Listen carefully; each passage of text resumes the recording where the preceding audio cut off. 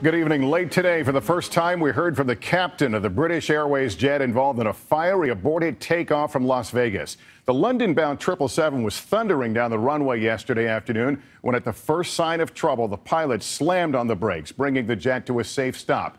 But it was the decision to evacuate before flames began eating away at the wing and fuselage that is earning high praise today for the crew, whose actions may have saved lives. NBC's Hallie Jackson picks up the story from Las Vegas.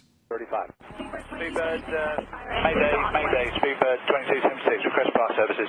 The Mayday, using British Airways call sign Speedbird, came just before takeoff. We are evacuating on the runway.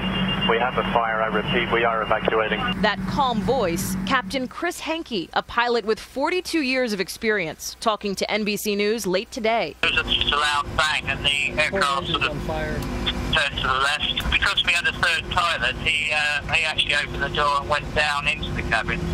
Saw how serious it was. At the airport, people watching in horror. We need more people to get out of there. As emergency crews race toward the jet, passengers slide down on chutes, sprinting for safety, including Letha Dunn. But I look behind me and this is engines the size of a house, and the flames are just hundreds of feet into the air. Dunn, one of 170 people on board the Boeing 777 as it accelerated down a Vegas runway just after 4 p.m. Tuesday, carrying enough fuel for the 10-hour flight to London.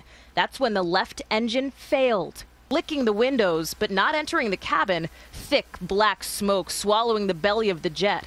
Today, with the charred plane still sitting on the tarmac, 4 NTSB investigators are on the ground, most interested in why the suppression system intended to extinguish an engine fire apparently didn't work. A terrifying end to one of Captain Hankey's last flights. He'd been set to retire in a matter of days. I was supposed to go to Barbados on Saturday and then come back next Tuesday, and that will be it. Many now crediting Hankey with a fast response that may have helped save lives. I know the papers at home are saying, no, he's a hero, but I mean, you know, we have to remember there are 2 other pilots and 10 cabin crew.